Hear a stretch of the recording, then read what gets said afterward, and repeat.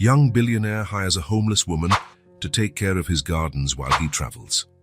When he returns unannounced, he's shocked to see what she was doing with his 4-year-old daughter. Noah Lancaster walked through the double doors of his mansion, swallowed by silence. Always that silence. The same silence that had followed him for exactly 365 days. He tossed the Bentley keys onto the marble table, and the sound echoed through the empty foyer. He didn't even need to call out to know that no one would come running to greet him. Not anymore. At 32, Noah had achieved what few men manage in a lifetime. His name was among the youngest billionaires in the country. He owned a tech company valued in the billions, 3 mansions, 5 luxury cars, and a watch collection worth more than some Manhattan apartments. However, the only clock that mattered now was the one counting the time without Claire. A year. A year since they found her car overturned on the highway. A year since the funeral, where he didn't shed a single public tear. Mr. Lancaster, we weren't expecting you so soon. Margaret Dram, the housekeeper, appeared with her usual discreet demeanor. Would you like me to serve dinner? No. I'm going to work in the office. I don't want to be disturbed. Margaret nodded. Used to that response, Noah climbed the stairs without looking at the family portraits on the walls. He passed Lily's room but didn't go in. The door was ajar, and for a moment his eyes caught the image of the little girl sitting on the floor, alone, slowly moving puzzle pieces around. 4 years old. Lily was only 4 and barely spoke these days. The therapist said it was her response to trauma, to losing her mother, but Noah knew it was more than that. It was also a response to him, the father who had turned into a stranger. In the office, he opened his laptop and immersed himself in spreadsheets and emails. Work. Always work. That was where he hid his pain, his anger, his failure. That was where he could control everything, unlike real life, which had shown him in the worst possible way that some things money simply can't buy. Hours later, in the early hours of the morning, Noah poured himself a whiskey and walked to the window. Outside, the garden Claire loved so much was dying. No one had taken care of it since she was gone. The dry flowers and yellowed grass were yet another reminder of what he had lost. It started to rain outside. Inside the mansion, the silence continued, a silence once filled with laughter, piano music, and Claire's sweet voice calling his name. Now the mansion was just that, walls and expensive furniture holding memories no one spoke of anymore, a mausoleum for the living. Noah closed the curtains. Tomorrow would just be another day of being the man he had become, cold, calculating, empty. The man who believed that if he felt nothing, then pain couldn't reach him. He was wrong, of course, but he didn't know that yet. Morning arrived grey and damp after a night of rain. Noah left earlier than usual, with 3 impeccably organized suitcases in the Bentley's trunk. Frankie, his driver, was already waiting outside, discreet in his black suit. "To the airport, sir?" Frank asked, opening the rear door. "Not yet. I need to handle a few details at the company first." Noah checked his watch. His private jet was scheduled to depart in 4 hours. The trip to Shanghai was important, a merger that could double the value of his shares. That was what he was thinking about when his eyes caught sight of a strange figure standing by the mansion's gates. He frowned. "Who is that?" he asked Frank. Frank looked out the car window. "I don't know, sir. She's been there since I arrived about 20 minutes ago." "Shall I ask security to remove her?" Noah narrowed his eyes. It was a woman, maybe in her late 20s, wearing worn, simple clothes. She didn't seem threatening, but she also didn't look like someone who typically showed up in that exclusive neighborhood. "I'll talk to her myself." Noah got out of the car, his steps resolute. As he approached, he noticed details he hadn't seen from afar. The woman had brown hair tied back in a simple bun, and despite her shabby clothes, there was a certain dignity in her posture. She didn't cower when he approached, as many would. "Can I help you?" he asked, in a polite but cold tone he used to dismiss unwanted visitors. She looked straight at him. Her intense green eyes showed neither fear nor submission. "Good morning, Mr. Lancaster," she said, her voice clear. "My name is Evelyn Turner. I'm looking for work and heard your garden is in need of care." Noah raised an eyebrow. He hadn't expected such a direct response. Who told you that? No one had to. I passed by yesterday and saw the state of the garden. It's a shame to let such a beautiful space go to waste. Her frankness took him by surprise. There was something almost defiant in her tone, despite her polite words. I'm a gardener, she continued. I have experience with landscaping and historic garden restoration. I can provide references if you like. Noah regarded her with skepticism. His first instinct was to dismiss her. He didn't hire people who just showed up at his door, no matter how qualified they claimed to be. We're not hiring, he replied, turning away. Your garden disagrees, she said, not raising her voice, but firm enough to make Noah stop and turn back. What did you say? The garden. It was designed with species that need regular care. The shrubs are choking the roses, and the irrigation system is probably compromised after months of neglect. One more winter like this, and much of what was planted will be lost. Noah glanced over his shoulder at the garden. He couldn't remember the last time he'd really paid attention to it. Claire had been the one who cared for it. After she was gone, he'd told the cleaning staff to provide only the basics. Why should I hire you? He asked, still wary. I know nothing about you. Evelyn didn't hesitate. Because I'm willing to start right away. Because I know plants and what needs to be done. And because, she paused briefly, looking at the mansion, this garden deserves to come back to life. Something in those words struck Noah. He didn't show it, of course. Years of running businesses had taught him to hide his reactions, but for a fleeting moment he felt exposed, as if this stranger had spoken not only about the garden but also about his own life. Her silence followed, only the distant sound of traffic and the wind in the trees. Noah weighed his options. He was about to leave for a 2-week trip. He had neither the time nor the interest to deal with this now. And then, for a reason he himself didn't understand, he heard himself saying, 2 weeks.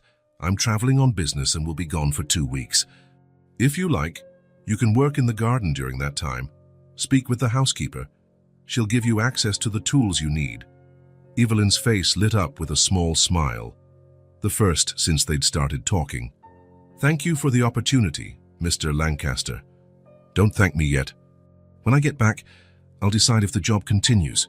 He gave a curt nod and returned to the car, where Frank waited, clearly curious about the conversation. Noah offered no explanation. To the company, he ordered, opening his laptop as soon as he settled into the seat. Evelyn remained where she was, watching the car drive away. To any observer, Noah's decision might have seemed like an act of kindness, but for him it was just an irrelevant detail, something to check off his list before traveling. He had no idea how that impulsive decision would change his life. Margaret, the housekeeper, couldn't hide her surprise when Noah called to inform her about the temporary hire. A gardener, she asked, looking through the kitchen window at the woman waiting at the back entrance. Are you sure, Mr. Lancaster? It's just for 2 weeks, Margaret. She'll only work in the garden, not in the house. And make sure she stays away from Lily. Yes, sir. Margaret hung up, wearing a worried expression.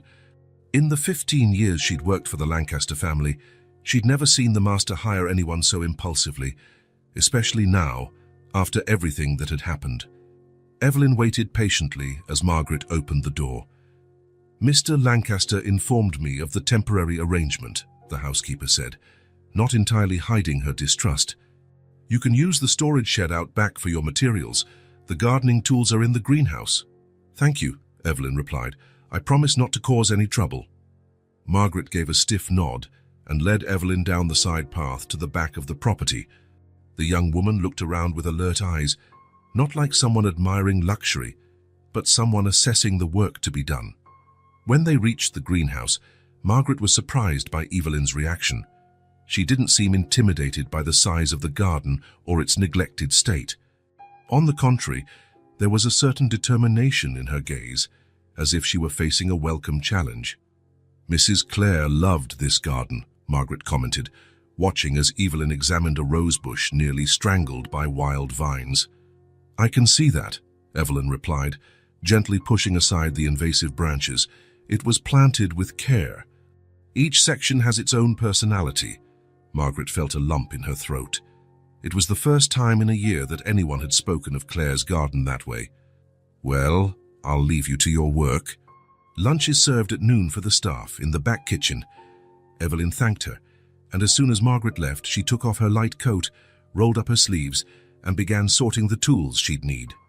She didn't have much time, and there was a lot to do. Meanwhile, on the mansion's second floor, a curious pair of eyes watched the scene. Lily Lancaster, in a pale blue dress with her blonde hair in 2 braids, sat on the window seat hugging a worn teddy bear. She watched, intrigued, as the unknown woman now moved through the garden with purpose, cutting dead branches and gathering dry leaves. It was the first new person she'd seen in a long time. More than that, it was the first person to touch her mother's garden since her mother had gone away. Sarah Miller, Lily's nanny, found the girl still by the window nearly an hour later. "Lily, sweetheart, it's time for your piano lesson." The girl didn't answer, her eyes still fixed on the figure below. Sarah followed her gaze and saw the new gardener. "Who is she?" Sarah asked, more to herself than to the child. Lily remained silent, but Sarah noticed a glimmer in her eyes she hadn't seen for a long time. Curiosity. "Come on, sweetheart. Ms. Winters is already waiting." Reluctantly, Lily climbed down from the window seat and followed Sarah to the music room. Her mind, however, stayed in the garden, with the stranger who dug in the soil and spoke to the plants. The next morning dawned clear. On the private airport runway, Noah Lancaster boarded his private jet to Shanghai. He had a folder full of contracts to review during the flight and didn't think once about the woman he had hired to tend the garden. For him, it was just a minor detail in his meticulously organized life. A small detour soon to be forgotten. His focus was on the negotiations ahead, on the millions to be gained or lost, depending on his decisions. As the jet took off, cutting through the clouds toward the east, Noah loosened his tie slightly and opened his laptop. 14 hours of flight ahead. 14 hours to prepare for corporate battles, far from the oppressive silence of the mansion and the memories it held, and more importantly, far from Lily's accusing eyes, which reminded him so much of Claire. Back at the mansion, Evelyn started her second day of work at sunrise. She wore simple but appropriate clothes, sturdy canvas pants, worn but comfortable boots, and a long-sleeved shirt to protect her arms from the sun and thorns. Margaret watched from the kitchen window as she prepared breakfast. There was something intriguing about this woman. She worked with a dedication Margaret rarely saw in temporary staff. Each movement was calculated. Every decision about what to prune or preserve seemed to come from deep knowledge. "She really knows what she's doing," Betty, the cook, commented, joining Margaret at the window. "Looks like it," Margaret agreed. "Still, I'll keep an eye on her." Mr. Lancaster was very clear that she stay away from Lily. Noah had always been protective of his daughter, but since Claire's death, that protectiveness had become almost obsessive. Visits were rare, and interactions with strangers even rarer. The outside world seemed like a constant threat to him. In the garden, Evelyn worked methodically and patiently. She had started with the flower beds closest to the house, where once magnificent rose bushes struggled to survive under invasive vines. With gentle but firm hands, she freed each plant, pruning what was needed, removing what was beyond saving. Occasionally, she paused to drink water from a bottle she'd brought and looked up at the mansion. It was an imposing building, 3 stories high with a Georgian facade, but there was something sad about it, as if the house itself were in mourning. During one of these breaks, Evelyn noticed for the first time a small face in the second-floor window, a blonde girl watching her intently. Evelyn smiled and waved discreetly. The face vanished immediately, like a frightened animal retreating to its burrow. Lily. Evelyn knew the name of Noah Lancaster's daughter, just as she knew about the tragedy that had struck the family a year earlier. Claire Lancaster's accident had made the news, even in the circles Evelyn frequented. The death of a young, beloved socialite always attracted attention. Returning to her work, Evelyn reflected on the irony of the situation. There she was, a woman who had lost everything, working for a man who, despite having all the money in the world, also seemed to have lost what mattered most. The hours passed quickly as she worked. The sun was high when Sarah came out to the garden, Lily by her side, holding her hand. "Good morning," Sarah called, keeping a safe distance. "You must be the new gardener." Evelyn stood up, removing her gloves to greet the nanny. "Evelyn Turner," she introduced herself with a smile. "I'm just tidying up the garden while Mr. Lancaster is away." Sarah nodded, studying Evelyn with cautious eyes. Next to her, Lily watched everything with an expression far too serious for a 4-year-old. "I'm Sarah, Lily's nanny," she said, placing a hand on the little girl's shoulder. "We were just going for a walk, right, Lily?" The girl didn't respond, her eyes fixed on the tools scattered on the grass. "It's nice to meet you," Evelyn said, bending slightly to be at Lily's eye level. "You must be Miss Lily. Your garden is very beautiful." Lily lifted her eyes to Evelyn, surprised at being addressed directly. Usually, adults talked about her, not to her. "It's not my garden," she said in a soft voice, almost a whisper. "It was my mom's." Sarah's eyes widened in surprise. Lily rarely spoke to strangers, and almost never mentioned her mother. Evelyn nodded seriously. "So it was your mother who liked the yellow roses. They're my favorites too." A flicker of interest flashed in Lily's eyes, but she said nothing more. Sarah, recovering from her surprise, gave a tense smile. "Well, we won't get in your way." "Come on, Lily." They continued along the stone path that circled the property. Evelyn went back to work, but every so often she felt Lily watching her from a distance. By the end of the day, as the sun began to set, Evelyn gathered her tools and looked with satisfaction at the work she had done. It was just a start, but she could already see the potential. The roses were free, the path was clear, and the fountains were clean. With the right timing and consistent care, that garden would once again become what it had been. As she walked to the back exit, Evelyn passed an area she hadn't explored yet. It was a small greenhouse, almost hidden among tall shrubs. The glass structure was dirty, and some panels were broken, but something inside caught her attention. Approaching carefully, she peered through the dusty glass.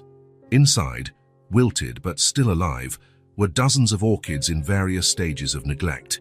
Some had new buds fighting to survive, while others drooped sadly in their pots. The 5th day dawned with clear skies and a welcoming sun. Evelyn arrived early as usual, carrying a small extra bag along with her tools. Inside were seeds of various flowers, zinnias, daisies, and dwarf sunflowers, perfect for little hands to plant. She didn't expect to see Lily so early, but there was the girl sitting on the back step, waiting with a straw hat too big for her head, and a look of eagerness Evelyn had never seen before. "Good morning, Lily," Evelyn greeted, trying to hide her surprise. "You're up bright and early." Lily swung her legs, which didn't reach the ground. Her little shoes dangled in the air as she held the hat's brim so it wouldn't fall over her eyes.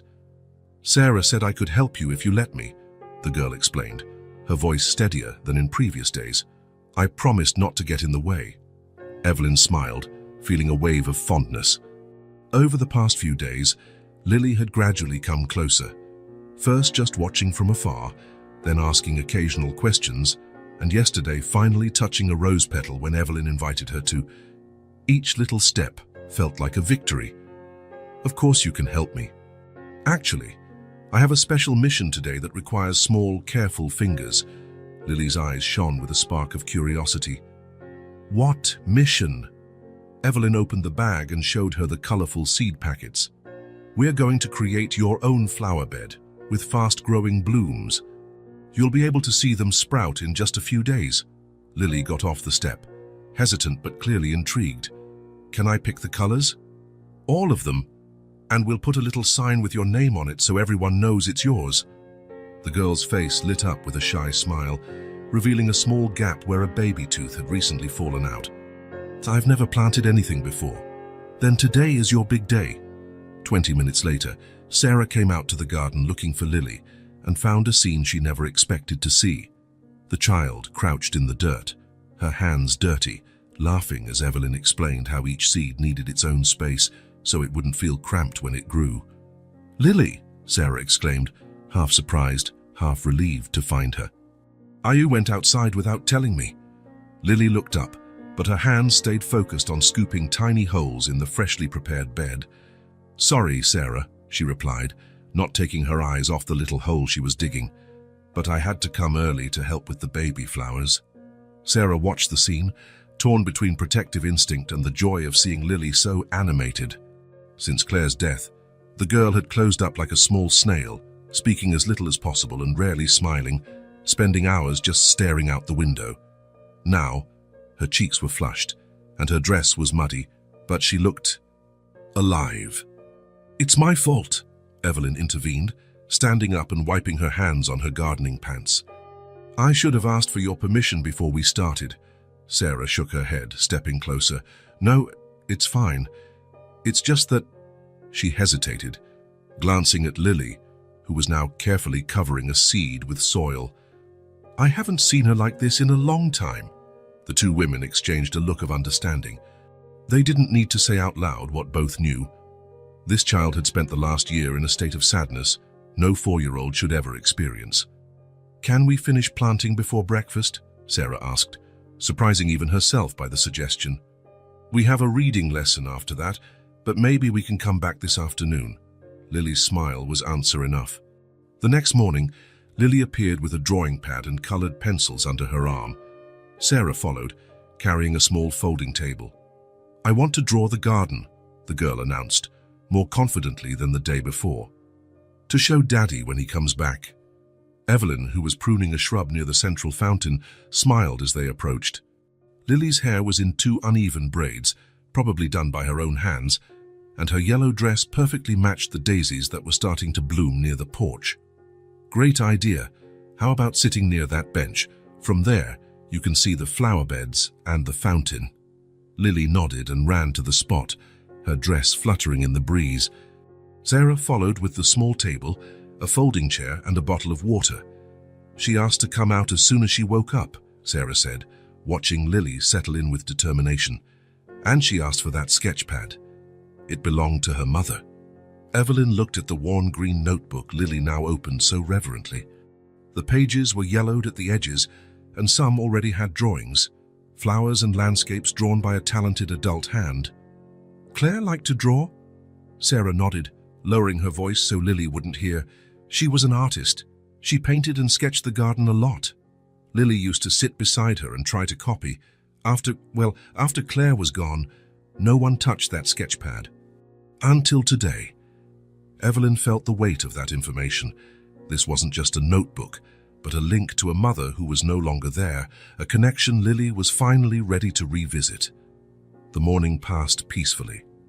From time to time, Lily would call Evelyn over to show her progress. Simple, colorful lines representing flowers, butterflies, and the sky. "This is you," Lily said, pointing to a figure with dark hair among the flowers. Evelyn felt a lump in her throat as she saw the childish drawing, a woman with a big green smile. She'd used the blue pencil until it ran out, and thin arms surrounded by bright dots representing flowers. "It's beautiful, Lily. Can I show it to Margaret and Betty in the kitchen later?" The girl nodded, proud, and kept drawing, her tongue peeking out of the corner of her mouth in concentration. That afternoon, when they returned to the garden, Lily brought out a small watering can her size, which Sarah had found in the basement. "I want to water my seeds," she announced seriously. "Are they thirsty?" Evelyn showed her how to check the soil moisture before watering, guiding the child's small hand. "Plants let us know when they need water," she explained, helping Lily gently touch the earth. "Feel how it's still damp. That means it's good for now. What if it gets dry? Then we give them water. But not too much or they'll drown." Like people, the innocent question carried a weight that made Sarah and Evelyn exchange quick looks. There were so many layers of meaning there, so many connections to the tragedy that had changed this family's life. "Yes," Evelyn answered kindly. "Everything that lives needs balance." Lily considered this answer seriously, then nodded as though she'd understood a great truth. "I'm going to take care of them every day," she promised, pressing the little watering can to her chest. "Can I give them names?" "Of course. What names would you like?" Lily thought for a moment. "I'll call the yellow ones Sun, the red ones Strawberry, and the purple ones—" She paused, searching for the word dream. Those are perfect names, Evelyn agreed, sharing a smile with Sarah.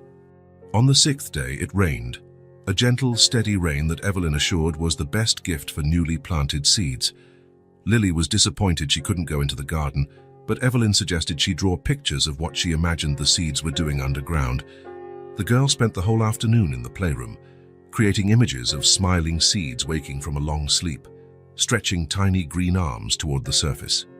Seeds don't really have arms, she explained to Margaret when the housekeeper brought her afternoon tea. But I'm pretending they do so my drawing is more fun. Margaret, who had worked for the Lancasters since before Lily was born, froze for a moment, the tray trembling slightly in her hands. It was the longest sentence she had heard from the girl in months. "That's a lovely picture, dear," she managed to say, placing the tray on the small table. "Your father will love seeing it when he comes back." The mention of Noah caused a subtle change in Lily's expression. She lowered her eyes to her drawing, biting her lip. "Do you really think he'll like it?" she asked quietly. "Daddy doesn't like the garden anymore." Margaret sat beside her, choosing her words carefully. "Your father has been very busy and sad, sweetheart. But I'm sure he'll be happy to see you enjoying yourself." Lily didn't look entirely convinced, but she went back to her drawing, her face more pensive now. On the 7th day, the first surprise arrived. Lily came running into the garden in her pajamas and bunny slippers, with Sarah hurrying behind her carrying a jacket. "Evelyn! Evelyn!" the little girl called, her voice bursting with excitement. "Come see!" Evelyn, who had just arrived and was sorting her tools in the shed, dropped everything and followed Lily to the special flower bed they had planted. There, breaking through the surface, were tiny green points, the first seedlings beginning to sprout. "They're alive!" Lily shouted, kneeling down to look closer, not caring about the damp soil under her knees. "Look, Sarah, they sprouted." The genuine awe on the child's face was like a ray of sunshine after a long night. Evelyn knelt beside her, equally enchanted by Lily's reaction and by the simple miracle of new leaves. "They're brave, aren't they? They push through the heavy soil just to find the sun." Lily gazed at the tiny sprouts with admiration, almost reverence. How do they know they need to come up? It's in their nature. They always reach for the light, even when it's dark around them. This simple explanation seemed to touch something deep within Lily. She stayed silent for a moment, contemplating the seedlings. "Can we put the sign up now?" she asked at last.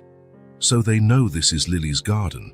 Sarah, her eyes misty, quickly fetched the small wooden sign they had painted the day before. Lily placed the sign carefully, adjusting it several times until she was satisfied with its position. "And now it's official," Evelyn declared. "This is Lily's flower bed."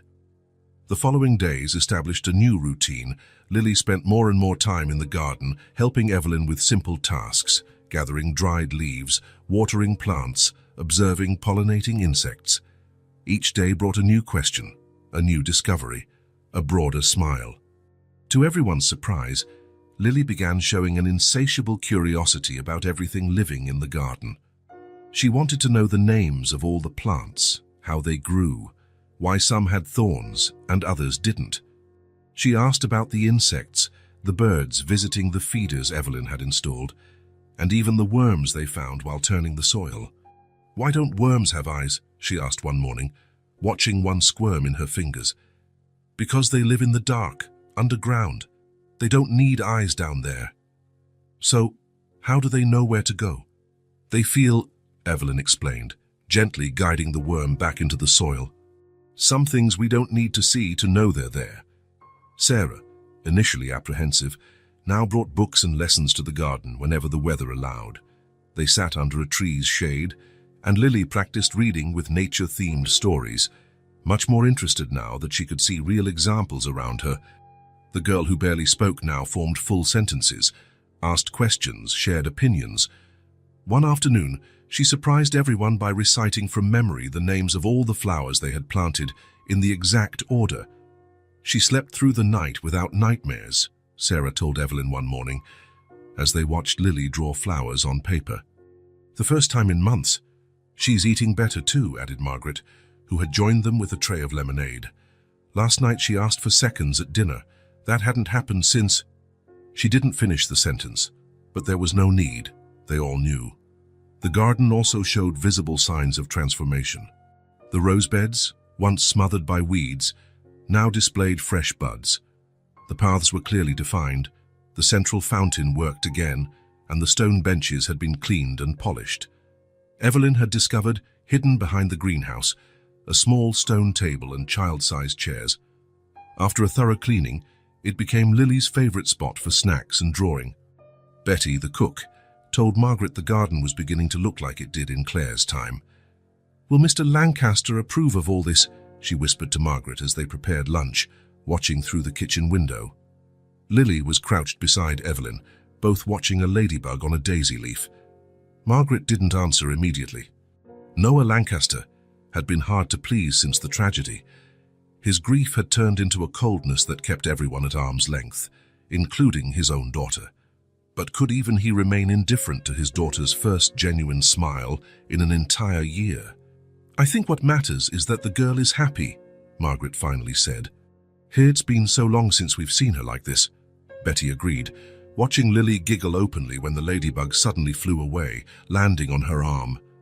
"I never thought he'd hire someone just on a whim," Margaret murmured, almost to herself. "Mr. Lancaster is usually so careful about who he lets in this house. Maybe it was fate," Betty suggested, always the romantic one.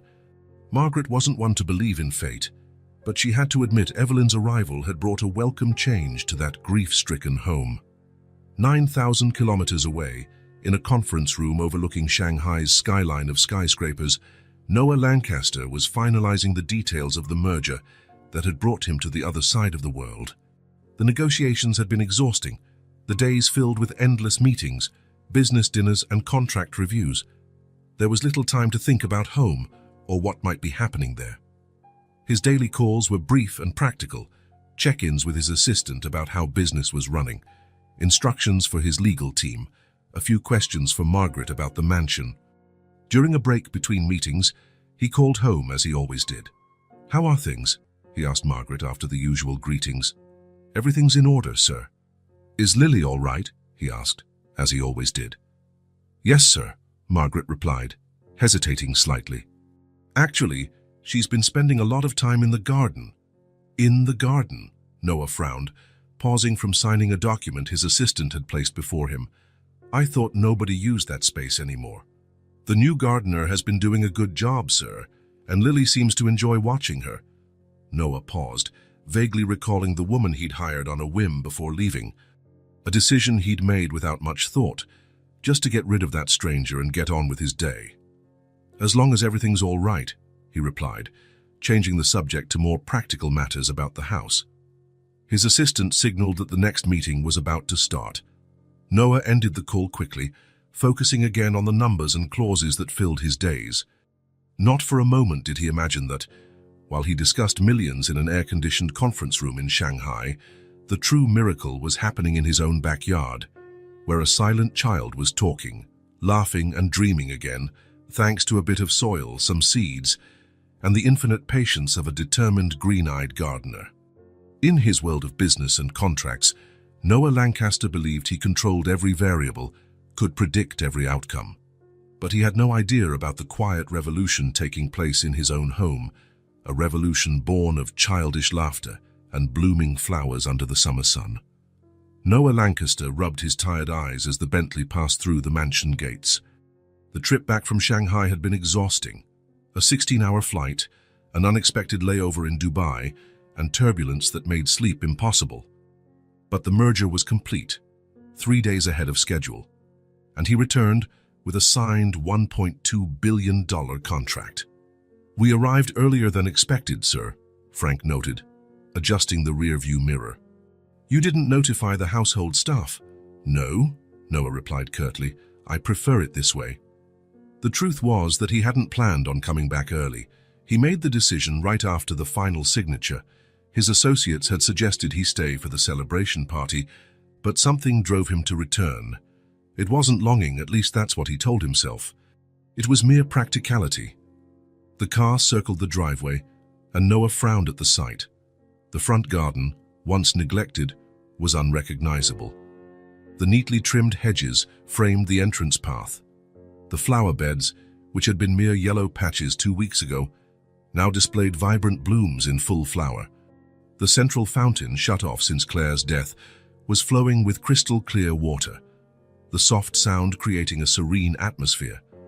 "Looks like the new gardener took her work seriously," Frank remarked, noticing Noah's surprise. Noah didn't reply. He got out of the car and paused for a moment, inspecting the transformation. The place looked exactly as Claire used to keep it, immaculate, harmonious, full of life. A knot formed in his throat. For a moment, it was almost as if time had rolled back, as if stepping inside he might find Claire waiting with her radiant smile. Following the stone path, he noticed more details. The carefully pruned and blooming rose bushes, the ornamental shrubs shaped into elegant forms, the climbing vines on the house's facade, now contained and guided to frame the windows rather than overwhelm them. This wasn't the work of a mere temporary gardener. It was the work of someone who understood landscape design, someone with talent and dedication. He entered the house without announcing himself, expecting the usual stillness that had reigned since Claire's death. Instead, he heard something that left him momentarily paralyzed. Laughter. Lily's laughter. Following the sound, he walked through the main hall toward the French doors leading to the back gardens. Through the glass, he saw a scene he never expected. The once overgrown backyard garden was completely transformed. Where weeds and wild shrubs had taken over, there were now organized flower beds of various colors. The paths were clean and defined, the pergola restored and covered with blooming vines, and the small greenhouse, abandoned for so long, had sparkling clean windows in the sunshine. In the middle of this transformation, sitting on a picnic blanket on the grass, was Lily. She wore a yellow dress stained with dirt, her hair loose in the wind, laughing with abandon. Next to her was a brown-haired woman with a loose bun, dressed simply and practically, also smudged with dirt. Both were bent over a sketchbook. It took Noah a moment to recognize the woman. Evelyn, the gardener he had hired on impulse before his trip. But it wasn't the recognition that kept him rooted to the spot. It was the shock of seeing his daughter, his once silent and withdrawn Lily, completely at ease, happy, engaged with a stranger. Something strange happened inside him. It wasn't joy at seeing his daughter happy, as it should have been.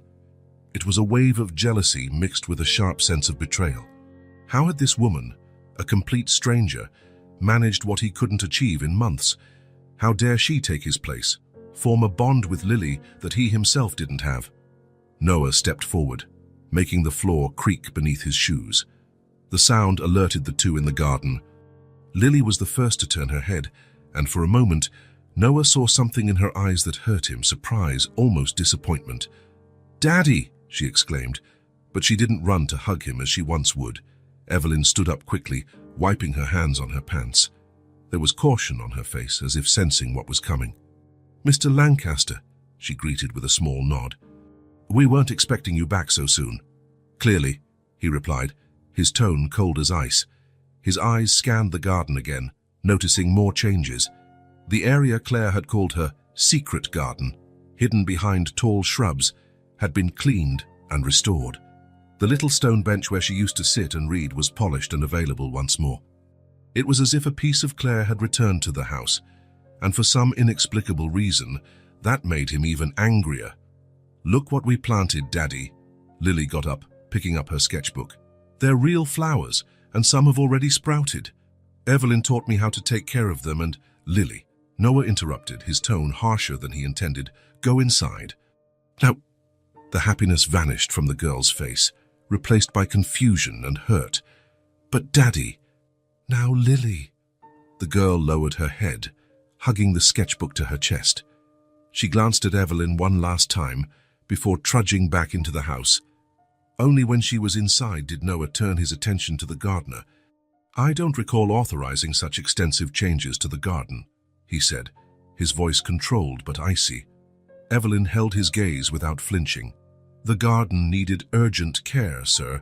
Many plants were dying from lack of proper maintenance. And I don't recall hiring you to spend time with my daughter." A flash of indignation crossed Evelyn's face. "Lily came to me on her own. She showed interest in the garden and the plants. It seemed important not to discourage her, considering what? Noah cut her off, stepping toward her in a threatening manner. You don't know my daughter. You know nothing about our family or our circumstances. Evelyn stood her ground, even as he approached. All I know is what I've seen. A silent child who started talking and smiling again when she connected with nature. I did nothing but answer her questions and let her help with simple tasks. It's not your place to decide what's good for Lily. She's my daughter. Something in his tone made Evelyn take a step back. It wasn't fear, but a sudden realization. You're angry because she smiled at me, she said, too quietly for anyone but Noah to hear. The frankness of her words hit Noah like a slap. He felt his face grow hot, anger welling up in his chest. You're fired, he declared, his voice cutting. Pack your things and leave my property. Now. A tense silence fell between them. Evelyn seemed about to say something, but thought better of it. With a brief nod, she turned to gather her tools. Leave them, Noah ordered. Just go. Without another word, Evelyn walked toward the side of the house, heading for the back exit. Noah watched her go, a maelstrom of contradictory emotions swirling inside him. Part of him knew he was being irrational, unjust. But his wounded pride roared louder. How had a stranger done in days what he couldn't do in months? How had this woman, with her simple clothes and soil-stained hands, brought back Lily's smile when all the specialists he'd hired had failed? And the garden, how had she managed to restore it so perfectly, returning the beauty it had in Claire's time? Every flowerbed, every path, every detail seemed to honor the memory of the wife he had lost. Instead of feeling grateful, he felt even more furious, as if Evelyn had invaded his private sanctuary. Feeling suddenly exhausted, Noah returned inside. Margaret was in the hall with a worried expression. You're back earlier than expected, she commented carefully. Shall I fix you something to eat? No, where's Lily? In her room, sir. Noah nodded and climbed the stairs. He stopped at Lily's door, unsure, something unusual for a man used to making decisions that affected hundreds of employees without a moment's hesitation. He knocked softly and walked in. Lily was sitting by the window, her sketchbook on her lap, staring at the garden. When she heard the door, she turned her head. Her eyes were red but dry. Lily, he began, stepping closer. We need to talk. The girl didn't answer, turning her gaze back to the garden. Lily, look at me when I'm talking to you, Noah demanded, frustration mounting at her silence. Slowly, the child turned to him. Her blue eyes, so much like Claire's, looked empty, distant. That woman, Evelyn, isn't going to work here anymore, he explained, trying to soften his tone. She was just a temporary gardener. She was my friend, Lily said, her voice small but firm. You barely knew her, sweetheart. She liked Mommy's garden. And she taught me how to take care of the flowers. Noah felt a pang of guilt, quickly suppressed. I can hire a professional landscaper if you like the garden so much. Someone with credentials, references. Lily shook her head, turning back to the window. It won't be the same. Frustrated by his inability to reach his daughter, Noah changed tactics. I brought you a present, he said, pulling a small box from his pocket. Inside was a porcelain doll, carefully wrapped, a collector's item he'd found in an antique shop in Shanghai. Lily looked at the doll without enthusiasm. Thank you, she said mechanically, not extending her hand to take it. Defeated, Noah placed the doll on her bedside table and left the room. The hours that followed marked a return to the silence that had gripped the house before his trip. Lily refused to come down for dinner. Sarah reported that the child asked to eat in her room, something she hadn't done in weeks. Sitting alone at the large dining table, Noah tried to focus on the reports his assistant had sent. But his mind kept drifting back to the scene in the garden, to Lily's radiant face when she was with Evelyn, and to the empty look she had worn afterward. Had he done the right thing? This woman was a stranger with no references, no background. She showed up at his door and he let her into his home near his daughter on a whim. It was irresponsible to let her stay. But then, why did sending her away feel so wrong? The sound of footsteps broke his thoughts. Sarah stood at the dining room door with an expression of determination Noah rarely saw in the gentle nanny. Mr. Lancaster, may I speak with you? Noah gestured for her to come in. Is something wrong with Lily? Sarah approached the table, hands clasped in front of her. She won't leave her room. She doesn't want to draw, doesn't want to read, doesn't want to do anything. She's just upset. It will pass. With all due respect, sir, Sarah said, taking a breath as if summoning courage. It won't pass. Not this time. Noah lifted his eyes from the papers, surprised by her tone. What do you mean? In the past week, Lily was finally coming out of her shell. She started talking again, laughing, showing interest in things. She was drawing again, something she hasn't done since Mrs. Clare passed away. Noah felt his jaw clench. You're attributing that to the gardener. I'm not saying it was only because of Miss Evelyn. But she played an important role, yes. She treated Lily with respect, answered her questions, taught her about the world, and most importantly, she didn't treat her like a fragile doll that could break at any moment. Sarah's frankness was uncommon. Usually she was gentle and compliant, never questioning Noah's decisions. I don't recall asking your opinion on how I raise my daughter, he replied, slamming the folder shut more forcefully than necessary. Sarah paled, but didn't back down. You're right. It's not my place to comment. But I've spent more time with Lily this past year than anyone else in this house, including you. I've seen what works and what doesn't. And sending away the only person who made her genuinely smile in 12 months, she hesitated. Choosing her words was a mistake. Noah stood abruptly, his chair scraping the wooden floor. That's enough, Sarah. The nanny understood she was being dismissed. She nodded briefly and turned to leave. Oh, and Sarah, Noah called, stopping her at the door. If you have problems with my decisions about this house or Lily, perhaps you should consider finding another job. She looked at him for a long moment, her expression a mix of disappointment and pity. If I leave, Mr. Lancaster, who will really see Lily? With those words, she left, leaving Noah alone with his troubled thoughts. He sat down again, trying to focus on the documents, but Sarah's words echoed in his mind. Sending away the only person who made her genuinely smile was a mistake. Irritated with himself, Noah got up and poured a generous measure of whiskey. He walked to the window overlooking the garden, now bathed in silver moonlight. Even in the semi-darkness, he could see the impressive transformation. Where there had been neglect, there was now order and beauty. Every plant seemed purposely placed, every flower bed meticulously designed. It was the kind of work requiring not just technical skill, but passion. Claire's garden had been reborn, and he had just expelled the person responsible for it.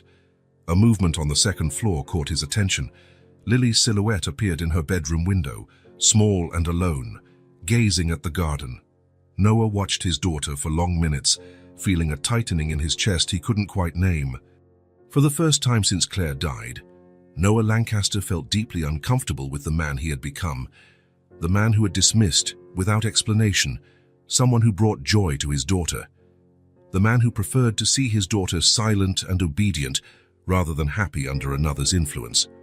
The man who, even faced with the clear evidence of his mistake, was too proud to admit it.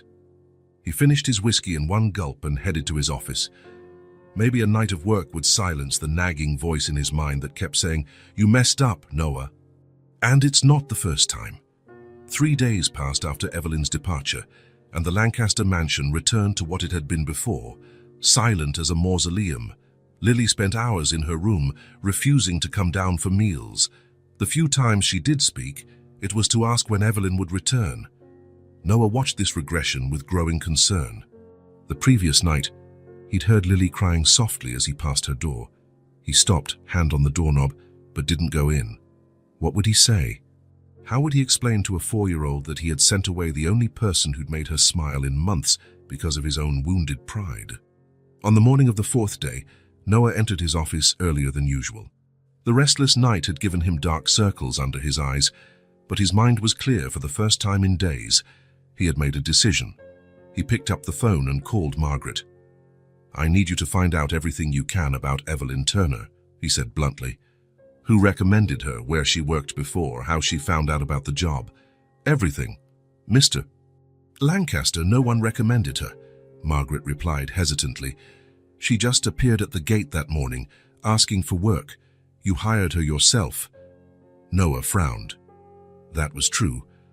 On a moment of, what, impulse, curiosity, he had given a chance to a total stranger. She must have mentioned something about her past to someone on the staff. Ask everyone. I want that information today. Yes, sir. Noah hung up and turned his attention to the mountain of documents on his desk. Though he tried to concentrate on the contracts and reports demanding his attention, his thoughts kept returning to Lily's hurt expression and the garden that now seemed to accuse him every time he looked out the window. By midday, Margaret knocked on the office door. Come in, Noah ordered, attempting to seem absorbed in his work. Margaret entered, holding a small notepad. I got some information about Miss Turner, sir. Noah gestured for her to sit. Go on. Margaret consulted her notes. Betty, the cook, spoke with her the most. From what we gathered, Miss Turner was an art teacher for children at a primary school in a town called Westville, about 2 hours away. She was reportedly well respected and loved by her students. So how did she go from a respected teacher to a gardener with no references? Noah asked, leaning forward. Margaret hesitated. It seems there was a tragedy, sir. From what Betty understood, Miss Turner lost someone very close, possibly a child, and couldn't continue teaching. She sold everything and spent the last few months traveling from town to town, taking on temporary work. A child. The information hit Noah like a punch. He sank back in his chair, absorbing the blow. Anything else? References, education. Sarah mentioned her extensive knowledge of botany and art. Apparently, Miss Turner studied both at university. How did she know about the garden? How did she know we needed a gardener? Margaret shook her head. That we don't know. But Beth, the maid, recalls hearing Miss Turner say that some gardens speak to her, that she can sense when they need help. Beth thought it was just a poetic expression. Noah dismissed Margaret with a wave, needing to be alone with his thoughts. After she left, he opened his laptop and began searching. Evelyn Turner, art teacher, Westville. The results appeared quickly. Local newspaper articles showed a younger woman, hair shorter, smiling broadly, surrounded by children at a school art exhibit. Another article showed the same woman receiving a community award for a program that used art to help children with trauma. He kept digging and then he found it. A small note from 3 years ago. Community mourns tragic death of teacher Evelyn Turner's child. No details about the cause, just mentions of the school support and the indefinite leave Evelyn had requested. He needed more information. He picked up the phone and dialed the number of his private investigator, the same one he used to vet potential business partners. Maxwell, I need a favor. Everything you can find on Evelyn Turner, former art teacher in Westville. He provided the details he already knew and hung up. Maxwell was efficient. He'd have a full report in a few hours. While waiting, Noah tried to work, but his mind wouldn't settle. He stood and walked to the window, looking out at the garden. The afternoon sun lit the newly planted flowers, highlighting the meticulous care evident in each flower bed arrangement. It wasn't just competent work, it was art. Maxwell's report arrived by email late in the afternoon. Noah opened it immediately, his eyes devouring the information. Evelyn Marie Turner, 34 years old, degree in visual arts and botany from State University, award-winning teacher, married to Thomas Turner, a civil engineer. One son, Oliver, born 6 years earlier. Then the tragedy. Oliver, at just 3 years old, diagnosed with a rare form of leukemia. After months of treatment, the boy passed away. 6 months later, Evelyn's and Thomas's marriage, already shattered by grief, ended. Thomas moved abroad. Evelyn sold the house, donated most of her belongings, and essentially disappeared for almost 2 years. No formal employment since then, only temporary gigs in different towns. Gardening, antique furniture restoration, private art lessons. No criminal record, no debts, no sign of concerning behavior. Just a woman trying to rebuild her life after losing it all. Noah closed the laptop, feeling a weight on his chest. The image he'd formed of Evelyn, a schemer with no skills, was completely wrong. She was educated, talented, experienced in working with children, and she knew the pain of losing a loved one in a way few could. Maybe that was why Lily instinctively connected with her, the unspoken understanding of someone who knew loss. While he, Noah, had tried to protect his daughter by hiding his own pain, Evelyn had offered something far more valuable, the truth that one could feel pain and still go on living. Noah shook his head, confronting his own arrogance. He had judged Evelyn based on appearances, on prejudices. He had never given her a real chance, never tried to know her. And now he needed to find her, not just for Lily, but to correct his mistake, to prove to himself he could still recognize when he was wrong. "Frank," he called, grabbing his coat, "get the car ready." The Hope House shelter was on the west side of the city, a simple two-story building with a discreet sign out front. Noah had never set foot in a place like that before, and he felt out of place parking his Bentley on the modest street. Maxwell had discovered that Evelyn was staying there, a shelter for people in transition, offering temporary lodging while they looked for work and permanent housing. The receptionist eyed the well-dressed man warily as he walked in. "May I help you? I'm looking for Evelyn Turner. He hesitated. What was he to Evelyn? Not a friend, certainly. Not exactly a former employer, given how it ended. "I'm Noah Lancaster. She worked for me recently." The woman evaluated him for a moment, as if assessing his intentions. "Wait here, please." She disappeared through a side door, leaving Noah alone in the small reception area. He observed the surroundings, clean but worn walls, simple furniture, a table with brochures about jobs and social services, a world entirely unlike his own. Minutes later, the receptionist returned. "Mrs. Turner will see you in the common room." "This way, please." Noah followed her down a hallway into a large room with several tables and chairs. It was nearly empty at this hour, except for an elderly man reading a newspaper in the corner and Evelyn sitting by the window. She didn't stand when she saw him. Her green eyes watched him cautiously, her face expressionless. "Mr. Lancaster," she said with a brief nod. "I wasn't expecting to see you here." Noah hesitated, suddenly at a loss for words. All his usual confidence, so useful in boardrooms, seemed to have abandoned him. "May I sit?" he asked, indicating the chair across from her. Evelyn nodded, still wary. "How did you find me?" "I have resources," he said, immediately realizing how arrogant it sounded. "I mean, I needed to talk to you about Lily." At the mention of the girl's name, Evelyn's expression softened. "Is she okay?" Noah ran a hand through his hair, a rare gesture of nerves. "No, she's not. Since you left, she's back to how she was before. She hardly talks, doesn't smile, barely eats." Evelyn lowered her eyes, a shadow of sadness crossing her face. "I'm sorry for her. Lily is a special child, sensitive." "That's why I'm here," Noah said, leaning forward. "I'd like you to come back." Evelyn raised her eyes, genuine surprise evident. "Come back? To work in the garden? To—" He hesitated. Apologizing was not something he did often. "To fix the mistake I made." Silence fell between them. Evelyn studied him carefully, as if trying to gauge his sincerity. "Why did you send me away, Mr. Lancaster?" she finally asked, her voice calm but direct. The question caught him off guard. He'd expected resistance, perhaps anger, but not this frankness. I was jealous," he began, then stopped. The easy answer would be to lie, invent some professional justification. But something told him Evelyn would see right through that. "I got jealous." The admission hung in the air, raw and honest. "Jealous," she repeated, frowning slightly. "Of how Lily responded to you, of how she smiled, talked, opened up. Things I couldn't make happen for a whole year, you did in days." Evelyn didn't reply immediately, letting his words fill the space. "Do you fault her for not getting over her mother's loss more quickly?" she asked gently. The question struck Noah like a punch in the gut. "No, of course not. Then why blame yourself for not being able to fix her pain?" Noah stared at Evelyn, astonished by the insight in her question. He'd never thought of it that way. "Maybe," she continued, her voice softer now, "Lily doesn't need you to fix anything. Maybe she just needs to know it's okay to feel what she feels."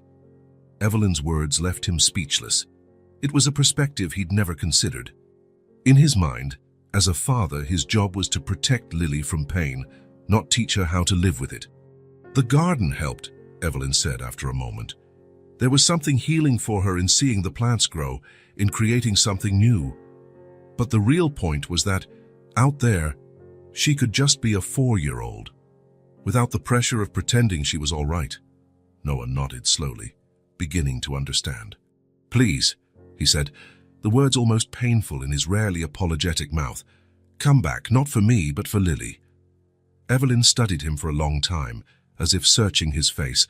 "And what if you decide again that you don't want me around? If you feel threatened by my connection with your daughter, that won't happen. How can I trust that?" It was a fair question. Noah took a deep breath, looking for an honest response. "Because now I know who you are, Evelyn. I know about Oliver." The mention of her son's name made Evelyn go pale. "You dug into my life." "I had to understand. And after learning—" Noah paused, choosing his words carefully. "I see now why Lily connected with you. You share something I can't fully grasp." Evelyn's eyes brimmed with tears she held back. "Do you think I'm using your daughter to fill the void my son left?" "No," Noah replied quickly. "I think your own pain gave you a unique ability to understand hers, and that's valuable." Evelyn remained silent, her gaze distant as though looking at something beyond the room. "Lily isn't just grieving for her mother," she finally said. "She also misses you, Mr. Lancaster. You're there physically, but emotionally." She left the sentence unfinished, but Noah understood. He had withdrawn, buried himself in work, in coldness, in arrogance. He had become a stranger to his own daughter. "I'm willing to change that," he said. "If you come back, I promise to do my part too." A silence settled over them.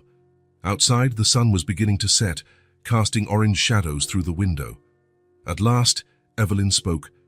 "I'll come back for Lily, but on one condition." "What is it?" "That you spend at least 1 hour a day in the garden with her. Not necessarily with me, just the two of you." Noah nodded, feeling both relief and anxiety. "Deal." Evelyn got up, indicating that the conversation was over. "I can start tomorrow morning." "Yes, I'll have Frank pick you up." "That's not necessary. I can take the bus like before." Noah hesitated, then agreed. This humility, this lack of interest in exploiting his status and wealth, was more proof he had judged Evelyn completely wrong. Leaving the shelter and getting into his luxury car, Noah Lancaster, a man used to considering himself above almost everyone, felt small in the face of the dignity and strength of that woman. For the first time in a long while, he wondered if his arrogance hadn't blinded him to many other valuable things in his life. And what if he'd been different with Lily from the start? Instead of trying to shield her from pain by hiding his own, what if he had simply been there with her through their grief? It was too late to change the past, but maybe not too late to change the future. Tomorrow, Evelyn would come back, and with her, perhaps, a second chance for Noah to learn how to be the father Lily really needed. Noah Lancaster watched from his office window as Evelyn arrived. She came along the side path, dressed as simply as ever, jeans, a t-shirt, hair in a messy bun. She carried a worn backpack and walked with determined steps, though there was a slight hesitation in her posture, as if she was still unsure about returning. He hadn't told Lily about Evelyn's return. He didn't want to raise her hopes if Evelyn changed her mind at the last minute. The little girl was still quiet, refusing to come down for breakfast, communicating only with nods and single words when absolutely necessary. Noah left his vantage point and went downstairs, arriving in the main hall just as Margaret opened the door for Evelyn. "Good morning," Noah said formally, keeping a safe distance. He still didn't quite know how to act around her after their conversation at the shelter. "Good morning, Mr. Lancaster," Evelyn replied, equally formal. An awkward silence fell between them until Sarah appeared at the top of the stairs, holding Lily's hand. The girl was still in her pajamas, her hair messy, eyes downcast. "Lily, dear," Sarah said gently. "Look who's here." The girl slowly lifted her gaze, and when her eyes found Evelyn, it was as though someone flipped a switch. Her face lit up instantly. "Evelyn!" she cried out, and before any adult could react, she pulled free of Sarah's hand, ran down the stairs, jumped the last few steps, and threw herself into Evelyn's arms. The force of the hug nearly toppled Evelyn, who knelt down to better hold the child. Lily clung to her as though afraid she might vanish at any moment. "You came back," she exclaimed between happy sobs. "You came back." Evelyn hugged Lily tightly, tears shining in her own eyes. "Yes, little one, I'm back." Noah stood there, frozen. The intensity of Lily's reaction caught him completely off guard. In the entire year since Claire's death, Lily had never shown this much emotion, not even with him. He felt a sharp stab of jealousy, swiftly replaced by a wave of gratitude and guilt. How had he been so blind to how badly his daughter needed this connection? "Shall we go see your flowers?" Evelyn asked, still holding Lily. "I bet they've grown since we last saw them." Lily nodded vigorously, grabbing Evelyn's hand. "Sarah helped me water them every day, just like you taught me, and I talked to them morning and night so they wouldn't feel lonely." "That's wonderful. Plants love it when we talk to them." The two headed to the garden, Lily chattering excitedly about everything that had happened in Evelyn's absence. Sarah gave Noah a meaningful look before following them. Alone in the hall, Noah tried to process what he'd just witnessed. The contrast between Lily just minutes before, head down silent, and the vibrant child now running to the garden was so stark it hurt. How could he not have seen how deeply his daughter was suffering? How had he failed to notice that his way of coping, closing himself off in work, was pushing away the one person who really mattered? The days that followed introduced a new routine at the Lancaster mansion. Contrary to his usual habits, Noah worked more from home, splitting his time between his office and brief breaks to watch Lily and Evelyn in the garden. From his office window, he saw them planting, watering, chatting. Evelyn taught Lily to identify different types of plants, to understand signs of when they needed more water or sunlight. But it wasn't just gardening lessons. Noah realized something deeper was happening. One morning, he saw Evelyn comforting Lily when a butterfly they were observing flew away. "Some things we can't keep by our side forever," he heard Evelyn say. "But that doesn't mean they weren't important, or that we should stop appreciating the time we had with them." It was a lesson about loss, explained in a way a 4-year-old could grasp, and it was exactly the kind of conversation Noah had never managed to have with his daughter. On another occasion, he watched them sitting on the grass, drawing. Lily pointed to something in her picture and asked, "Why is the sky blue?" Rather than give a simplistic answer, Evelyn explained about sunlight and how it scatters in the atmosphere. When Lily seemed confused, Evelyn took a glass of water and a little milk, mixing a few drops to show how the water turned bluish when light passed through it. "Wow!" Lily exclaimed, fascinated. "It's magic. It's science," Evelyn gently corrected. "But sometimes science feels like magic, doesn't it?" Noah realized, with a pang of shame, that he had no idea his daughter was interested in butterflies, or the sky, or anything else that now seemed to captivate her. He had been so busy trying to protect her that he'd never truly gotten to know her. At the end of the first week after Evelyn's return, Noah finally kept his promise to spend time in the garden with Lily. It was an uncomfortable experience at first. He didn't know what to say or how to act. His business instincts were useless for bonding with a 4-year-old. "What do you usually do here with Evelyn?" he asked, feeling awkward on the small garden bench where Lily insisted they sit. The girl looked at him as if the answer was obvious. "We listen." "Listen to what?" "Everything. The bees, the wind, the leaves." Lily closed her eyes and tilted her head. "Try it, Daddy." Feeling somewhat silly, Noah closed his eyes and tried to listen.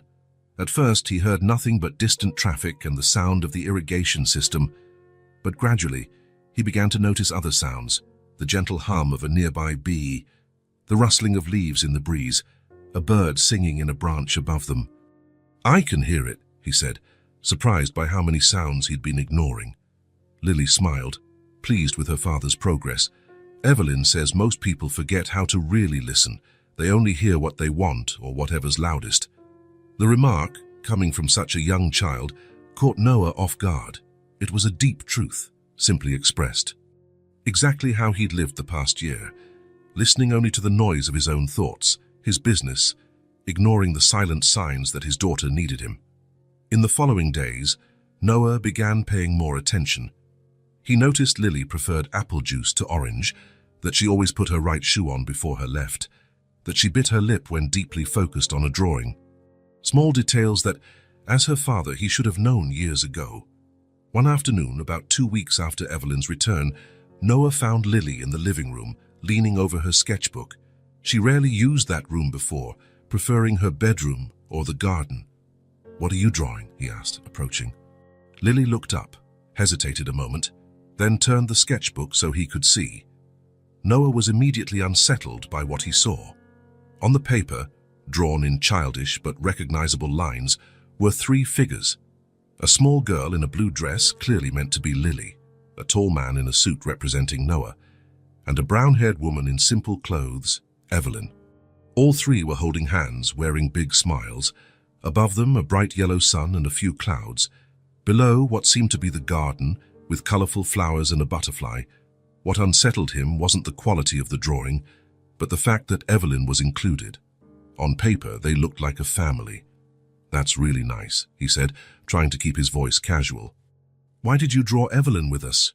Lily studied the drawing, then looked at her father with the serious expression she got when considering an important question. "Because she makes us happy," she replied simply, as if it were the most obvious thing in the world. Her answer hit Noah like a brick. She makes us happy, not just Lily, but us, including him. Could it be that Evelyn's presence had affected him too, without his noticing? He had indeed felt more at peace in the past few weeks than he had all year. "Can I show Evelyn?" Lily asked, already gathering up the drawing. "Sure," Noah said automatically, still processing the profound simplicity of his daughter's observation. Lily ran off toward the garden, leaving Noah with his unsettled thoughts. "She makes us happy." The words echoed in his mind, challenging the barrier he'd built around his heart since Claire's death. He decided he needed to talk to Evelyn, really talk, not just exchange polite remarks or discuss the garden. He needed to understand how this woman, a near stranger until a few weeks ago, had become so important to his daughter, and perhaps, though he wasn't ready to admit it, to him as well. He found them in the garden. Lily was proudly showing Evelyn the drawing, which Evelyn praised warmly. "Lily," Noah called, "I think Sarah's looking for you. Something about a new book that just arrived." The girl glanced between her father and Evelyn, reluctant to leave. "Go on," Evelyn encouraged with a smile. "We can continue our talk later." Once Lily was gone, an awkward silence settled between the 2 adults. Noah sat on a stone bench near where Evelyn was kneeling, tending a lavender bed. "She showed you the drawing," Evelyn said, not taking her eyes off the plants. "Yes, it was eye-opening." Evelyn smiled slightly, still not looking at him. "Children have a way of getting straight to the point, don't they?" "She said you make us happy," Noah noted, carefully watching Evelyn's reaction. The woman finally stopped what she was doing and sat on the grass, facing him. "Does that bother you?" "It confuses me," he admitted. "You're practically a stranger to us." A flicker of hurt crossed Evelyn's eyes. "Maybe I was a stranger to you, Mr. Lancaster, but not to Lily. How did you connect with her so quickly?" "The best child therapists in the city tried for months." Evelyn remained silent for a moment, as though deciding how much to share. "Maybe because I wasn't trying to fix her," she finally said. "I just let her be who she is, with all the sadness and confusion that entails. And you understand what she's going through," Noah added, not as a question. Evelyn looked up, surprised. "What do you mean?" "I know about Oliver," Noah said quietly. "I know you lost your son." A shadow passed over Evelyn's face. She picked up a handful of soil and let it trickle through her fingers before speaking. "Oliver had just turned 3 when he was diagnosed with a rare, aggressive leukemia. We fought for 8 months. In the end, not all the medicine in the world was enough." Her voice was calm, but Noah could feel the depth of the pain in those simple words. "After that, I lost everything. My marriage collapsed. I couldn't teach anymore, seeing other children every day. I sold the house, donated almost everything. I spent a long time just wandering, working odd jobs and just enough to survive." Noah listened in silence, realizing this woman had endured a grief as deep as his, maybe even deeper. "How did you move on?" he asked before he could stop himself. Evelyn looked him directly in the eye. "Who said I moved on?" The response caught him off guard. "But you're here. You're helping Lily, restoring the garden. You're alive." "Existing isn't the same as living, Mr. Lancaster. For a long time I was just existing," Evelyn said, looking up at the sky and taking a deep breath. "It was only when I started working with plants that something changed. There's something about their simplicity, how they keep growing even in the harshest conditions. They don't question, don't fight what they can't change. They just adapt and carry on." Noah felt a lump in his throat. It was exactly the opposite of what he had done. He had fought reality, closed himself off, refused to accept Claire's loss, and in the process, he nearly lost Lily too. "Then I met your daughter," Evelyn continued, "a child going through her own desert of sorrow. I didn't plan to get close to her, but when I saw those sad eyes watching the garden, something recognized itself in her. Maybe because I know what it's like to feel a hole in your chest where love used to be." The revelation struck Noah deeply, struck Noah. For the first time, he saw Evelyn not as an intruder or a threat, but as someone who truly understood. Someone who, despite losing everything, still found the strength to offer comfort to a child who wasn't hers. "I always thought I had to protect Lily from pain," he admitted. "That being strong meant not showing weakness.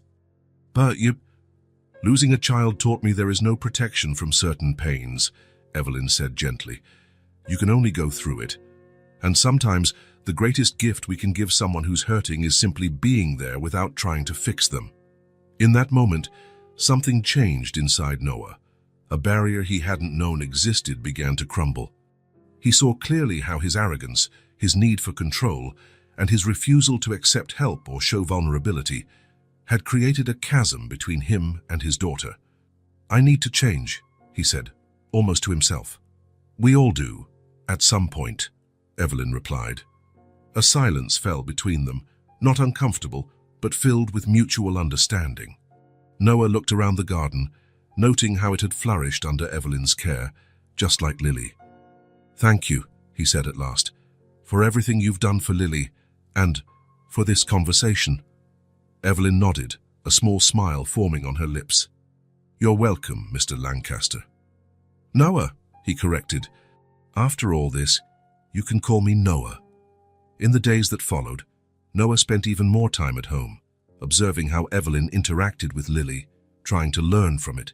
He realized he didn't know his daughter's favorite foods, her fears, her dreams. He began asking questions, truly listening, being present not just physically, but emotionally. It was a slow process, often awkward. A lifetime of habits doesn't disappear overnight.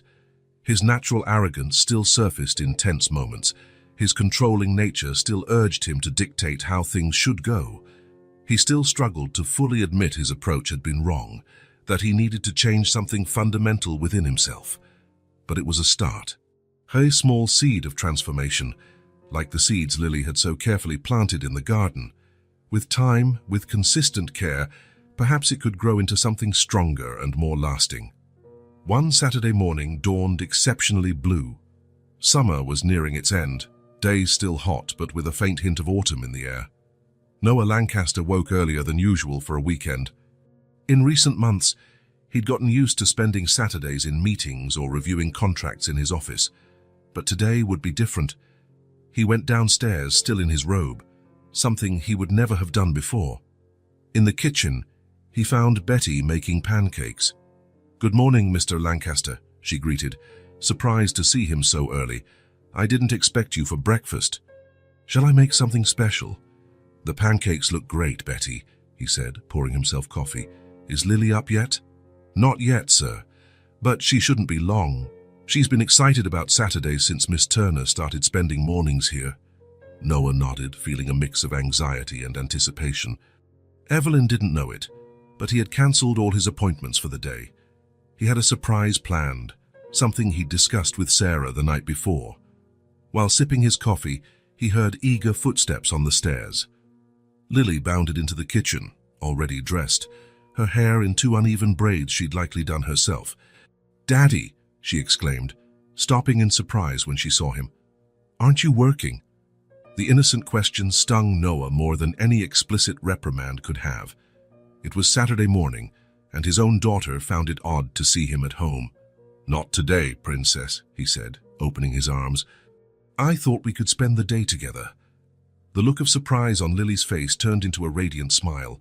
She ran into her father's arms, and he lifted her up and spun her around, making her laugh with that pure, crystalline laugh he once thought he'd never hear again. "Can we go to the garden?" she asked when he finally put her down. "Evelyn's coming to help with the new flowers." "Of course," Noah replied. "Actually, I have a surprise for both of you." Lily's eyes went wide with curiosity. "What surprise?" "If I told you, it wouldn't be a surprise," he teased, winking. "Let's have breakfast first. Then when Evelyn arrives, we'll find out together." After breakfast, father and daughter headed to the garden. Over the past few months, it had completely changed. What was once a painful reminder of Claire's absence had become a place of life and renewal. The roses, which had meant so much to his late wife, were now thriving again. But it wasn't just Claire's plants that had been restored. New flower beds had been planted. Flowers Lily chose and sowed herself. "There she is," Lily pointed to the side entrance. Evelyn walked along the stone path, carrying a small box. She wore jeans and a light blue shirt, her hair loose in the breeze. Noah noticed something different about her, a lightness, a glow that wasn't there before. "Good morning," she greeted, smiling as Lily ran up to her. "And what a pleasant surprise to see you here so early, Mr. Noah," she corrected, still adapting to the informality he had requested. "Daddy has a surprise for us," Lily announced, hopping up and down. "But he won't tell me what it is." Evelyn raised an eyebrow, looking curiously at Noah. "Well, that sounds interesting." "Can we show it now?" Lily asked, tugging on her father's hand. Noah grinned. "Sure, it's on the back porch." The three of them walked to the wide veranda overlooking the garden. On the table, covered by a cloth, was something Evelyn and Lily couldn't identify. "Go ahead," Noah said to Lily. "Show Evelyn what we put together." With a theatrical flourish, the girl pulled off the cloth, revealing 3 sketch pads, a professional set of colored pencils, watercolor paints, brushes, and various other art supplies. "Ta-da!" Lily exclaimed. Evelyn looked at the supplies, then at Noah, a silent question in her eyes. "I thought we could have an art lesson today," he explained, feeling uncharacteristically vulnerable.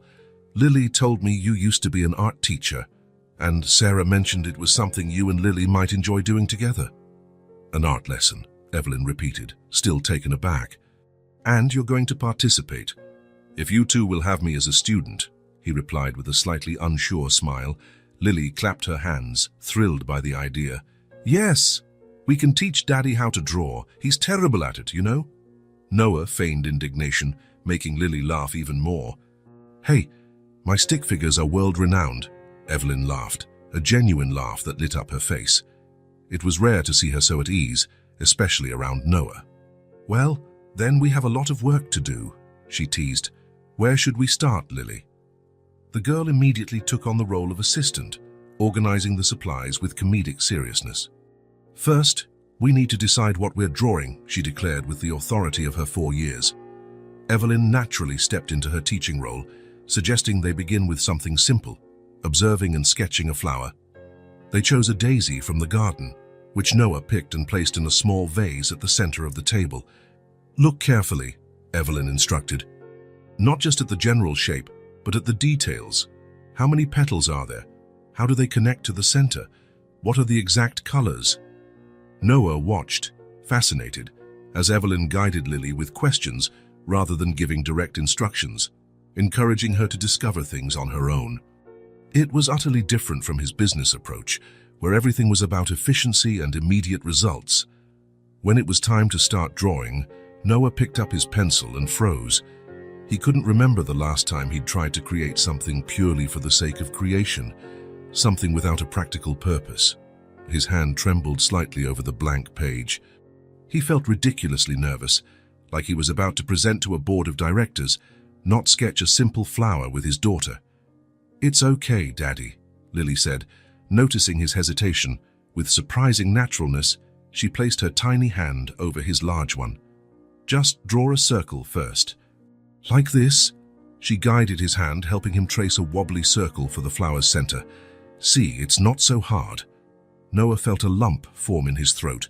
Here was his daughter, patiently teaching him what he had never been patient enough to do, offering help without judgment, something he rarely did. Evelyn watched with a gentle smile, recognizing the moment's significance. Tactfully, she moved a little away, giving father and daughter space to connect. "Now the petals," Lily continued, fully absorbed in her role as teacher. "They're kind of like stretched-out teardrops. You can do it." For over an hour, the three of them drew together. The results varied. Evelyn's was skillful and detailed, Lily's was charmingly disproportionate but full of personality, and Noah's, well, it clearly belonged to someone who hadn't drawn since childhood. "It's not as pretty as yours," he told Lily, comparing their drawings. "But you tried," she replied simply. "And next time you'll do better." Next time. Her words echoed in Noah's mind. His daughter already assumed there would be more mornings like this, more moments together. He realized how rarely he'd truly been present for Lily in the past months, how he'd retreated into his own coldness and work, failing to protect her from pain and instead abandoning her emotionally. His distance, his emotional absence, his obsession with work, none of it had protected Lily from grief. It had only pushed her away when she needed him most. "I think it's snack time," Evelyn suggested, noticing the emotion on Noah's face. "Lily, why don't you ask Betty to bring something? Maybe those chocolate cookies you love." The child nodded and dashed inside, leaving the adults alone on the veranda. "Are you all right?" Evelyn asked once Lily was out of earshot. Noah shook his head, momentarily speechless. When he finally spoke, his voice was thick. "How could I have been so blind, so stupid?" "You were grieving," Evelyn replied gently. "We all make misguided choices when we're caught in the storm. But she's my daughter, my responsibility, and I abandoned her emotionally, just when she needed me most." Evelyn sat beside him, her green eyes reflecting understanding rather than judgment. "You know what's wonderful about children? They live in the present. Lily isn't holding a grudge about the past. She's happy because you're here now, drawing with her, even if your drawing looks, She hesitated, looking for a diplomatic word. "A disaster," Noah suggested with a faint smile. "I was going to say abstract, but yes, a disaster works." They both laughed, and Noah felt something inside him loosen, like a tight knot unwinding. "Thank you," he said, meeting her gaze. "For everything you've done for Lily, for us." "It's my job," Evelyn replied, looking away. "No, it's much more than that, and you know it." Just then, Lily reappeared, announcing that the cookies would be ready in 10 minutes. The following weeks brought even deeper changes to the Lancaster household. The garden, now fully restored, had become the heart of the property. The summer flowers were at their peak, and new varieties had been planted for the approaching fall. But it wasn't just the garden that flourished. For the first time since Claire's death, the house didn't feel like a mausoleum. The curtains remained open during the day, flooding rooms with natural light. Music returned, initially through Lily's revived piano lessons, then through small speakers Noah set up in various rooms, playing the jazz melodies Claire had loved so much. Lily's laughter echoed down the hallways, no longer restrained as if it were inappropriate, and to everyone's surprise, Noah himself began to change. Not just his actions, spending more time at home, actively participating in Lily's life, but something more fundamental. The calculating coldness he'd adopted as a shield against pain started to melt. His rigid posture softened. He allowed himself to smile more, even laugh occasionally. Most importantly, he allowed himself to feel, not just the pain that had never truly left, but also joy, hope, and the possibility of a future that wasn't solely dark. One night, after Lily had gone to bed, Noah found Evelyn in the greenhouse, organizing seedlings for the next day. She had begun working full-time at the property, tending not just the garden but also helping with Lily, an arrangement that developed naturally, without formal discussions. "May I come in?" he asked, tapping lightly on the glass door. Evelyn looked up, surprised to see him so late. Of course. Noah stepped inside, feeling the greenhouse's warm humidity contrasting with the cool night air outside. He observed the orderly rows of pots, each labeled in Evelyn's elegant handwriting. "I've been thinking about something," he began, uncharacteristically nervous. "Something I should have done a long time ago." Evelyn paused what she was doing, giving him her full attention, which is, "Thank you, truly thank you, not just out of courtesy or obligation, but sincerely, for everything you've done for us, for me." Evelyn lowered her eyes, visibly moved. "There's no need to thank me." "I do," Noah insisted. "You came into our lives when we were at our worst, and instead of judging us, you gave exactly what we needed. Patience, understanding, room to heal. I don't know where we'd be without you now." Evelyn set the watering can on the bench, giving herself time to gather her emotions. "You also gave me something I needed," she finally admitted. "After Oliver, I was just existing, not living, wandering from place to place, never allowing myself to put down roots, never allowing myself to feel much. Lily brought me back. Her curiosity, her resilience, reminded me that there were still reasons to keep going." Noah nodded, understanding perfectly. "That's why I want to extend a formal invitation, not just to keep working here, but to stay as part of our family." Evelyn stared at him, clearly surprised. "Part of the family?" "Yes," Noah confirmed. "Lily needs you, and, to be completely honest, so do I." A single tear rolled down Evelyn's cheek, which she wiped away quickly. "I'm not offering charity," Noah hurried to clarify. "The garden has never been better cared for, and what you've done for Lily goes beyond any job description. I'm offering a home, a place where you can put down roots." Evelyn smiled through her tears. "Speaking like a real gardener now." "Put down roots?" Noah laughed, relieved by the break in tension. "I'm learning from the best." A moment of silence settled between them, broken only by the soft drip of water from the irrigation system. "Yes," Evelyn finally said, "I accept your invitation. Thank you." Noah extended his hand, a formal gesture that felt inadequate for the moment, but was the best he could manage just then. Evelyn took it, and something passed between them, an unspoken understanding, an acknowledgement of how far they'd come since that first meeting at the mansion gates. The next morning, Noah woke to the sound of laughter coming from the garden. He looked out his window and saw Lily and Evelyn sitting on the grass, studying something intently. He dressed quickly and went down to join them. "What did you find?" he asked, approaching. Lily looked up, beaming. "A family of ladybugs. Evelyn says they're good for the garden because they eat the bad bugs." Noah knelt beside them, watching the tiny red dots moving across a broad leaf. "They look busy." "Every creature has its purpose," Evelyn said, smiling at Lily. "Even the small ones." "Like us?" Lily asked, glancing from Evelyn to Noah. "Exactly like us," Noah agreed, placing a hand on his daughter's shoulder. In that simple moment, with the morning sun bathing the garden in golden light, Noah felt a certainty he hadn't felt in a long time. The future, once so bleak and limited, now stretched out before him, full of possibilities. He looked at Lily, absorbed in her discovery, at Evelyn, patient and attentive, and at the garden around them, teeming with life. Everything had changed in the last year. He had changed, and for the first time, he felt that the change was for the better. Claire always used to say that gardens are places of constant transformation, never truly finished, always evolving with the seasons. Maybe life was like that too. Not a journey with a fixed destination, but a continuous process of growth, of endings and rebirth. Noah Lancaster, the man who once believed money and power could solve any problem, who thought emotions were weakness and vulnerability, something to be avoided at all costs, had discovered a different truth. True strength lay in his ability to change, to admit his mistakes, to open himself up to pain and to joy. And as he watched his daughter squeal with delight at the ladybug crawling on her finger, Noah knew he was finally on the right path.